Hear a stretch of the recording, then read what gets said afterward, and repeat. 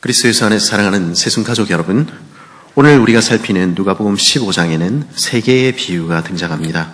잃어버린 양의 비유, 잃어버린 드라크마의 비유, 그리고 잃어버린 아들의 비유입니다. 그런데 이 세 개의 비유가 보여주는 것은 하나의 마음입니다.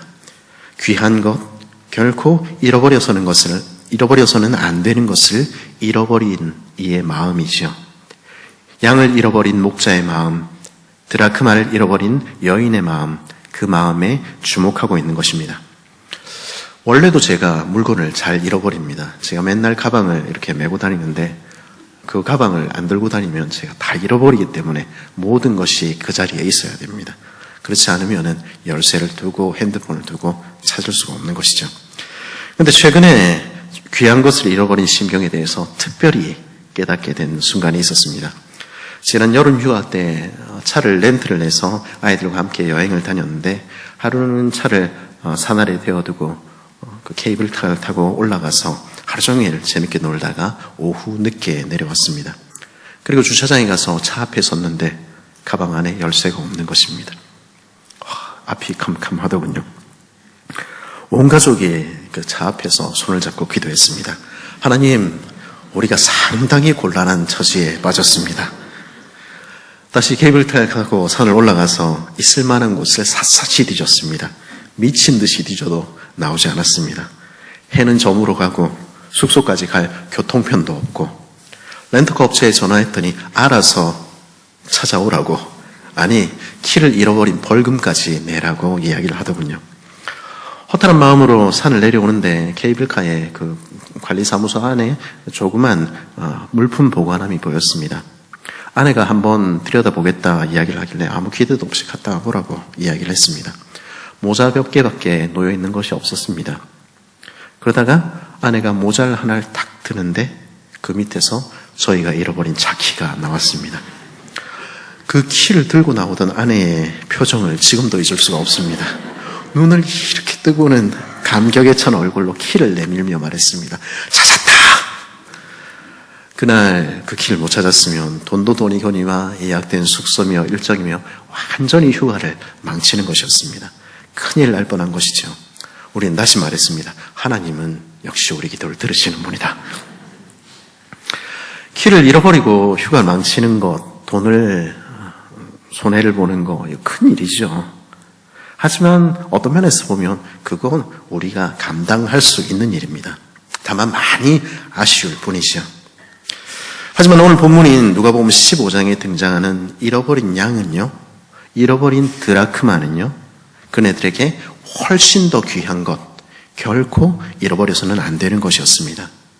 당시 양 한 마리의 가격은 10에서 20데나리온이었다, 10에서 20드라크마였다 이렇게 알려져 있는데요. 오늘날로 따지면 한 200만 원 해당하는 돈입니다.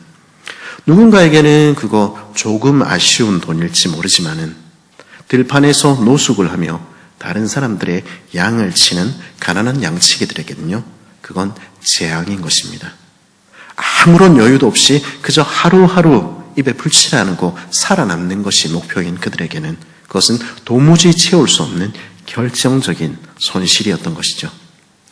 그 양치기가 그 양을 잃어버린 사실을 발견했을 때 얼마나 절박했을지 모릅니다. 그는 해지는 산을 다시 뛰어올라가 온 능선이며 골짜기를 미친 듯이 찾았을 것입니다. 숨이 턱턱 막혀와도 그렇게 헤매었을 것입니다. 늑대나 곰이 벌써 나타나서 양을 해치진 않았을까? 마치 잃어버린 아이를 찾듯이 그렇게 하는 것이죠. 여인의 드라크마 역시 마찬가지입니다. 하루하루 힘겹게 살아가는 여인에게 그녀가 가진 10개의 드라크마 동전은, 10개의 데나리온 동전은 그 여인의 한 달 생활비였을 것입니다. 한 달 내내 수고하고 애써서 벌어들인 결정적인 돈이죠. 그런데 그 하나가 사라진 것입니다. 벌이가 좋은 사람들에게는 그저 하루 일당 없어진 것에 지나지 않을지 모르겠습니다. 없어지면 마음이 쓰리지만 감당할 수 있는 것이죠. 그러나 이 여인에게는 그런 것이 아니었습니다. 당장 그게 없으면 굶어야 되는 것입니다. 그래서 이 여인은 오늘날처럼 전기불이 있는 것도 아닌데 그 어두운 방 구석을 샅샅이 등불을 비춰가며 찾는 것입니다. 눈물을 글썽이면서 이게 어디 갔지? 이게 도대체 어디 갔지? 그렇게 절박한 심정으로 그 방 구석구석을 뒤지는 것입니다. 그리고 마지막이 오늘 본문의 이야기죠. 이 아버지는 무엇을 잃었습니까? 그는 아들을 잃어버린 것입니다. 결코 잃어서는 안 되는 아들을 잃어버린 것입니다. 그 아버지의 마음은 다른 무엇으로도 채워지지 않는 것이죠. 다른 사람들의 눈에 이 아들은 달리 보였을 것입니다. 지 마음대로 살라고 살아있는 아버지에게 자기 몫의 유산을 떠나 챙긴 못된 아들일 뿐이지요. 그래서 우리는 이 아들을 탕자 이렇게 부르지 않습니까? 그래서 기껏 한다는 게 세상 사람들 틈에서 지멋대로 살다가 쫄딱 망해서 이방인들이나 먹는 돼지나 치고 있는 것입니다. 그래서 사람들은 이 아들을 가리켜 죄인이라고 부르는 것 아니겠습니까? 그런 아들 있으나 없으나 차라리 없는 게 네 속 더 편하다. 니네 집에 말 잘 듣는 큰아들 있잖아. 그 나쁜 놈은 없는 셈 쳐라. 그 이웃들은 그렇게 이야기할 수 있었을지 모르겠습니다. 하지만 그것은 다른 사람들의 시선, 타인의 시선이지요. 그 아버지는 결코 그렇게 할 수 없는 것입니다. 큰아들 있다고 둘째 아들 없어져도 좋다. 그런 부모는 세상에 없는 것입니다. 그 아버지의 눈에는 언제나 둘도 없는 아들인 것이죠. 그렇게 부모의 마음에 대못을 받고 나갔어도 어디 살아 있어만 준다면, 아니 돌아와서 그 얼굴 한 번만 보여준다면 더 이상 바랄 것이 없겠다. 그게 부모의 심정입니다. 혹여나 내 아들이 돌아올까? 언제나 내 아들이 돌아올까? 그래서 이 아버지는 어쩌면 동구 밖에서 날마다 그 아들을 기다렸는지도 모르겠습니다. 제가 어렸을 적에 제가 이모 할아버니, 이모 할아버지와 함께 지낸 일이 있었습니다. 근데 이분들에게는 오래전에 잃어버린 아들들이 있었습니다. 한 명은 서울대 공대를, 한 명은 서울대 미대를 다니던 똑똑하고 착한 아들들이었는데요. 그만 6.25 때 인민군에 의해서 잡혀서 북한으로 끌려가 버린 것입니다. 생의 유일한 의미였던 아들들을 잃어버린 것이죠. 근데 당시가 어떤 세상이었습니까? 어려운 시절, 수상한 시절 아니었습니까? 아들들 잡혀간 것도 서러운 일인데 서울대 다니던 똑똑한 아들들이다 보니까 경찰에서는, 중앙정보부에서는 월북 아니야 이렇게 생각한 것입니다. 그래서 아들 자식을 잃은 이 노부부를 한 달이 못하 하고 경찰서에 불러서 취조를 하는 것입니다. 혹시 당신 아들들 월북한 것 아니야? 당신 집에 간첩으로 찾아온 적은 없어? 똑바로 말해. 평생을 그렇게 시달리며 산 것입니다. 그런데 이 할머니 할아버지 어떻게 했는지 아십니까? 이분들은요, 돌아가는 그날까지 그 집의 대문을 잠그지 않았습니다. 빨갱이가 돼서 돌아와도 좋으니, 간첩이 돼서 돌아와도 좋으니 그 얼굴 한 번만 보여주면 좋겠다. 그렇게 해서라도 살아와서 그 얼굴만 한 번 보여주면 좋겠다. 우리 집 대문 잠궈 놓으면 혹시 찾아온 아들이 그냥 돌아갈까봐 그게 두려워서 돌아가시는 그날 아침까지 문을 한 번도 잠그지 못하고 그렇게 살다 돌아가신 것이죠. 그것이 아버지의 마음, 그것이 자식을 잃은 부모의 마음입니다. 오늘 이 세 가지 이야기는 한결같이 우리에게 말해줍니다. 그 아버지의 마음을 네가 알겠니? 결코 잃어서는 안 되는 그것을 잃어버린 그 애타는 심정을 네가 알겠니? 물으시는 것입니다. 사실 오늘 세 개의 이야기는 한결같이 같은 이야기로 끝이 납니다. 7절에 우리 주님은 뭐라고 이야기하십니까? 내가 너에게 이르노니 이와 같이 죄인 한 사람이 회개하면 하늘에서는 회개할 것 없는 의인 99으로 말미암아 기뻐하는 것보다 더하리라. 10절은 뭐라고 이야기합니까? 내가 너에게 이르노니 이와 같이 죄인 한 사람이 회개하면 하나님의 사자들 앞에서 기쁨이 되느니라. 다른 모든 사람들 눈에 죄인이라도, 다른 모든 사람들 눈에 아무것도 아닌 비루한 인생이라도 좋다는 것입니다. 탕자라도 좋으니, 죄인이라도 좋으니 돌아만 와달라고 말씀하시는 것입니다. 그렇게 돌아오기만 하면 의인 99으로 기뻐하는 것보다 더 기뻐하리라 말씀하시는 것입니다. 왜 그렇게 기뻐하십니까? 32절은 이렇게 말하지요. 이 내 동생은 죽었다가 살아났으며 내가 잃었다가 얻었기로 우리가 즐거워하고 기뻐하는 것이 마땅하다 하니라. 죽은 줄 알았던 아들이 살아 돌아온 것입니다. 영원히 잃어버린 줄 알았던 아들을 다시 찾은 것입니다. 결코 잃어버려서는 안 되는 내 가장 소중한 아들, 영원히 잃어버렸던 그 영혼을 찾은 그 아버지의 마음은 기뻐하는 것이 마땅하다는 것입니다. 그것 위해서라면 나는 어떤 대가를 치러도 나는 더없이 기쁘고 또 기쁘다 말씀하시는 것입니다. 살찐 송아지가 아니라 내 생명을 주어도 아깝지 않다 말씀하시는 것입니다. 그래서 하나님 자기 생명을 주신 것 아닙니까? 그것이 하늘 아버지의 마음입니다. 그리고 우리가, 저와 여러분이 바로 그렇게 잃어버린 양, 잃어버린 드라크마, 그리고 잃어버린 아들이었습니다. 우리가 바로 탕자라 불리는 인생들, 죄인이라 불리는 인생들이었습니다. 그러나 탕자라도 좋다, 죄인이라도 좋다 말씀하시며 그런 우리를 결코 포기하지 않으시는 그 아버지의 사랑 때문에 우리는 주께 돌아왔고 우리는 하나님의 자녀가 되었고 하나님의 기쁨의 대상이 된 것입니다. 우리를 잠잠히 사랑하시며 우리에 대한 기쁨을 이기지 못하시는 하나님의 사랑 안에 우리는 오늘도 살게 된 것입니다. 그래서 우리는 교회가 되었고요, 아버지 집에 거하게 된 것입니다.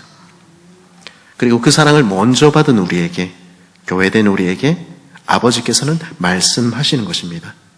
아직도 내게는 잃어버린 아들과 잃어버린 딸이 있어. 그들을 향한 애끓는 내 마음을 너도 알아주겠니? 먼저 믿은 너희도, 먼저 하나님의 백성이라 말하는 너희도, 먼저 교회 안에 들어와 있는 너희들도 그 마음 알아주겠니? 물으시는 것입니다. 잃어버린 이들이 돌아오는 그날 나의 이 기쁨에 너도 참여해 주겠니? 너도 나와 같은 마음으로 내게 돌아온 이들을 환대해 주겠니? 주님은 물으시는 것입니다. 오늘 읽은 말씀 11절에서 24절은 잃어버린 탕자가 돌아오는 장면을 보여주지요. 그러나 그 뒷부분인 25절 이후에서 우리 주님께서는 그 집에 있던 큰아들의 이야기를 우리에게 들려주십니다. 그리고 사실은 이 이야기가 오늘 우리 주님께서 말씀하신 비유의 핵심입니다. 이 큰아들은 어떻게 보면 의인의 상징입니다. 나머지 99마리의 양에 해당하는 사람이요, 잃지 않은 9 드라크마에 해당하는 사람이지요. 그리고 항상 아버지와 함께 집에 있었던 이 큰아들은 먼저 구원받은 백성, 이미 하나님의 자녀가 된 교회라고 말할 수 있을 것입니다. 이 큰아들이 밭에서 일하다가 돌아왔을 때 그는 그 집에 잔치가 벌어진 것을 보게 됐습니다. 무슨 잔치냐? 물으니 하인은 다음과 같이 대답합니다. 대답하되 당신의 동생이 돌아왔음에 당신의 아버지가 건강한 그를 다시 맞아들이게 됨으로 인하여 살찐 송아지를 잡았나이다 하니, 당신의 동생이 돌아왔습니다. 당신의 형제가 그 죽음으로부터 건짐을 받아서 그 잃어버렸던 자리에서 돌아와서 다시 하나님의 자녀가 됐습니다. 그래서 아버지가 너무 기뻐서 살찐 송아지를 잡고 잔치를 베풀었습니다. 이야기하는 것입니다. 여기서 살찐 송아지는 가장 귀한 손님, 가장 큰 손님에게 베푸는 잔치의 상징이지요. 넘는 기쁨의 상징입니다. 이 아버지의 마음을 보여주는 것이죠. 그런데 그 모습 보고 이 큰아들은 화가 났습니다. 잃어버린 영혼이 돌아왔는데, 그래서 하나님 아버지와 온 천국이 큰 기쁨을 누리고 있는데 이 큰아들은 화가 났습니다. 너무 노해서 나는 그 집에 안 들어가, 그렇게 이야기를 한 것입니다. 나는 교회에 안 다니겠습니다. 나는 삐졌습니다. 나는 상당히 불쾌하네요. 그렇게 이야기하는 것입니다. 왜 그렇게 이야기합니까? 29절 30절은 뭐라고 이야기하죠? 나는 한 번도 아버지의 명령을 어긴 적이 없는데 왜 나는 안 돌아봅니까? 왜 나는 대접해주지 않습니까? 열심히 수고한 나를 더 챙겨주고, 나를 더 높여주고, 나를 더 인정해주고, 나를 위해서 잔치를 베풀어주고, 수고했다, 감사하다 이야기해줘도 모자랄 판에 이게 뭡니까? 아무 일도 하지 않은, 아무 수고도 하지 않은 저들에게 모든 관심이 집중되는 게 이게 합당합니까? 큰아들은 그렇게 이야기하는 것입니다. 그리고 이런 모습은 어쩌면 우리 안에도 종종 나타나는 우리의 자화상일지 모르겠습니다. 근데 사실 따지고 보면요, 큰아들이 돌아와서 이 잔치가 벌어지기 전에 이 큰아들에게 어떤 문제라도 있었습니까? 아버지가 그를 소홀히 대하고 홀대하고 대접하지 않았습니까? 그렇지 않습니다. 그는 아버지의 집에서 잘 살았습니다. 31절이 말하듯이 하나님의 것들을 다 자신의 것으로 누리는 삶을 산 것입니다. 아버지께서는 날마다 먹을 것, 입을 것, 마실 것 공급해 주셨습니다. 필요한 모든 것을 넘치도록 부어주셨습니다. 그는 은혜 가운데 살아왔습니다. 그런데 그런 그가 왜 화가 나고 왜 삐져 있습니까? 아마도 그 이유는 그가 누린 모든 것이 은혜라는 사실을 알지 못했기 때문일 것입니다. 그거 은혜가 아니고 내가 마땅히 받아야 할 목, 내가 마땅히 누려야 할 내 집은 내 보상이라고 생각한 것이죠.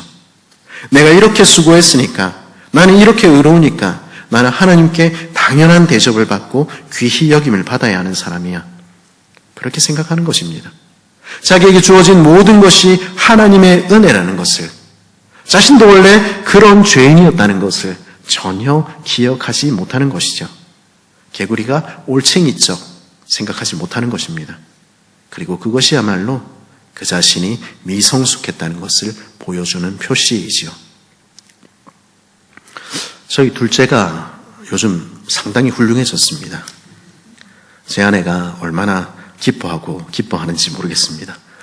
하지만 한동안은 그렇지 않았습니다. 얘가 한동안은 뭐만 시키면 누나는 왜 안 하는데, 엄마는 왜 그러는데, 왜 나만 하는데, 뭐 이런 말을 입에 달고 살았습니다. 그러면서 자기한테 해준 거는, 자기가 받은 것은 전혀 생각도 하지 못했던 것이죠. 자기한테 더 해줬는데, 자기한테 더 관심을 가졌는데 그건 모르고 왜 누나한테만, 왜 동생한테만, 한 번도 나한테는 뭐 이러고 나섰던 것입니다. 지금은 많이 좋아졌습니다. 옛날에 그랬다 이런 얘기입니다. 그건요, 안 해줘서 그러는 게 아니죠. 자신이 미성숙하기 때문에, 아직도 자라지 못했기 때문에, 자기 중심성을 벗어던지지 못했기 때문에 그러고 있는 것입니다.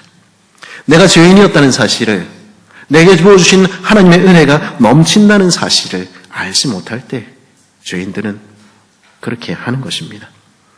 죄인들의 특징 중에 하나는요, 그리고 교회 안에서 문제가 생기는 가장 큰 이유는요, 자기 중심성 때문입니다. 내가 죄인이었다는 사실을 기억하지 못하기 때문에, 내가 은혜와 자비로 구원받았다는 사실을 잊어버렸기 때문에, 내가 오늘도 하나님께서 부으시는 은혜로 산다는 사실을 기억하지 못하기 때문에 어떻게 합니까? 나는 다 잘했다는 것입니다. 나는 대접받아야 된다는 것입니다. 자신의 모습은 돌아보지 못하고 나한테 못해준 거, 나한테 섭섭하게 한 거, 그 원한을 풀지 않는 것입니다. 그리고 남의 탓만 하며 그래서 나 이제 교회 안 다닐래, 그런 이야기 하고 있는 것입니다. 그리고요, 교회가 내가 편한 대로, 내가 익숙한 대로 있기만을 바라기도 하는 것입니다. 다른 사람들이 어떻게 느낄지 관심이 없고, 우리는 이렇게 해왔다고, 우리는 우리에게 맞추라고 이야기하는 것이죠. 그런 마음에는요, 다른 이들을 위한 한 평의 공간도 없는 것입니다. 그런 이들로 꽉꽉 찬 교회는요, 잃어버린 하나님의 자녀들이 들어올 자리가 없는 것입니다. 그거 하나님이 기뻐하시는 바가 아닌 것이죠. 오늘 말씀에서 계속해서 반복되는 부분이 또 하나 있습니다. 그것은 무엇입니까? 27절에서 하인은 뭐라고 이야기하죠? 당신의 동생이 돌아왔습니다. 그렇게 이야기하는 것입니다. 32절은 뭐라고 얘기합니까? 아버지의 아들이죠. 이렇게 이야기하는 큰아들에게 하나님께서는 뭐라고 말씀하십니까? 그는 내 동생이야 말씀하시는 것입니다. 지금 집에 돌아온 것은 다른 사람이 아니라는 것입니다. 자기만 생각하는 우리는 남이라 생각할지 모르지만은 그건 다른 사람, 타인이 아니라는 것입니다. 그는 내 형제, 내 자매라는 것입니다. 하나님께서 말씀하신 것입니다. 네가 정말로 내 아들, 내 딸이라면 정말로 그 잃어버린 영혼들을 향해서 애달파하며 아파하며 그렇게 숨 못 쉬고 있는 그 아버지의 심정을 요만큼이라도 아는 자식들이라면 그를 맞아서 기뻐해 주어야 하지 않겠니? 그를 환대해 주어야 하지 않겠니? 죽었다가 살아났고 잃었다가 다시 찾은 내 형제를 가슴으로부터 뜨겁게 안아주어야 하지 않겠니? 하나님 그렇게 물으시는 것입니다. 그런 모습이 우리 안에 조금도 없다면, 그 아버지의 그 마음을 조금도 알지 못한다면 우리는 아직도 하나님의 사랑이 무엇인지, 우리를 향한 하나님의 긍휼이 무엇인지 알지 못하는 인생에 불과할 수 있는 것입니다. 교회에서 아무리 오랜 세월 있었다 하더라도, 교회에서 어떤 직분을 맡았고 어떤 일들을 과거에 해왔다 해도 여전히 미성숙할 수 있는 것입니다. 그리스도의 안에서 살아가는 새순 가족 여러분, 저는 우리 새순교회가 조금은 더 성숙해지기를 사모하는 공동체 되었으면 좋겠습니다.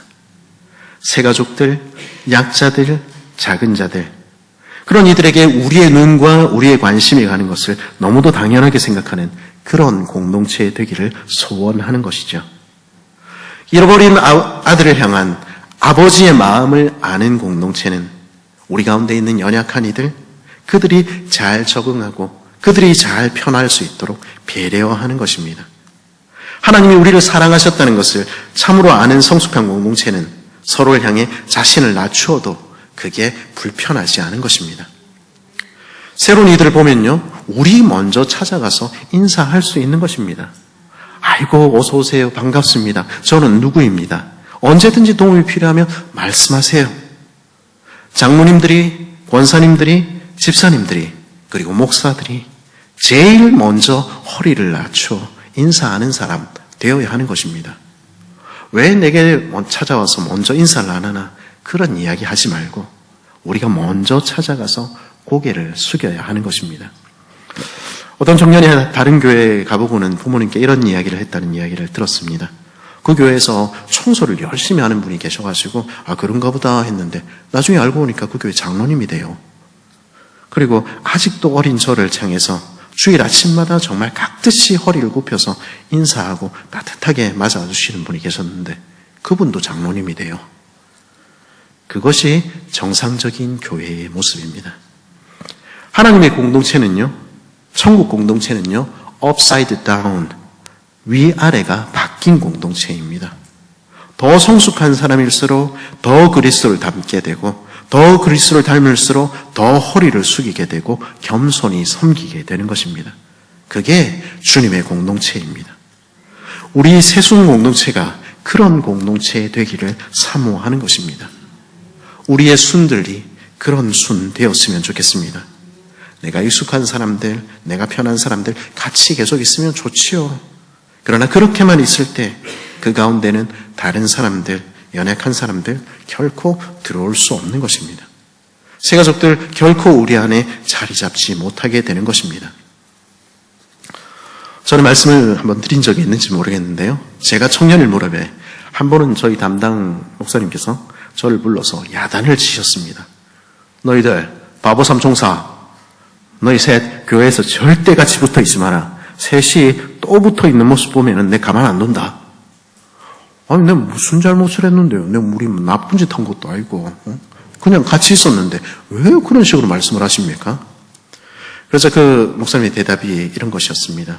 같은 학교 출신, 같은 동아리 출신 너희들이 교회에서마저 같이 모여 있을 때 다른 지체들은 결코 너희들 안에 들어오지 못한다.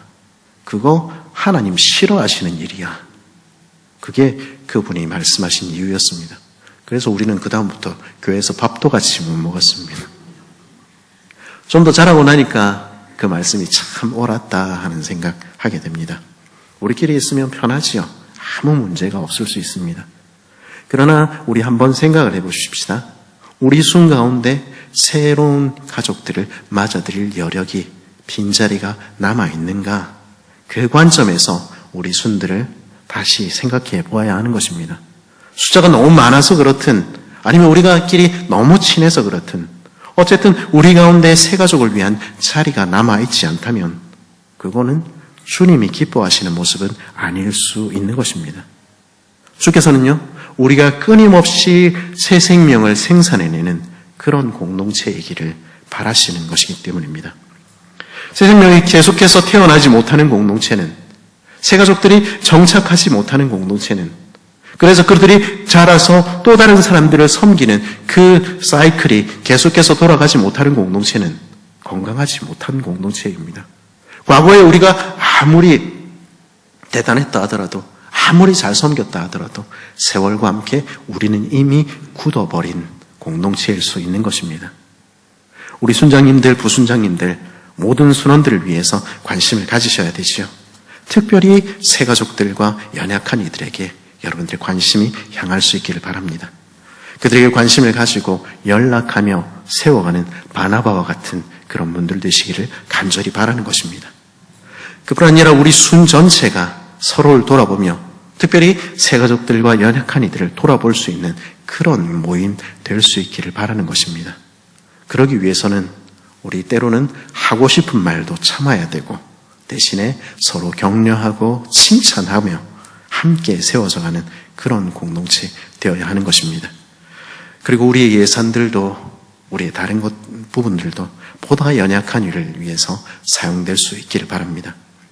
그러기 위해서는 우리가 누릴 수 있는 것 조금은 줄일 수 있는 공동체가 되어야 하겠지요. 그리하여서 우리 가운데 잃어버린 형제들, 연약한 이들이 세움을 입는 그런 공동체, 그래서 우리 아버지의 마음을 참으로 시원케 해드리는 그런 공동체가 우리 새순 공동체 되기를 간절히 바랍니다.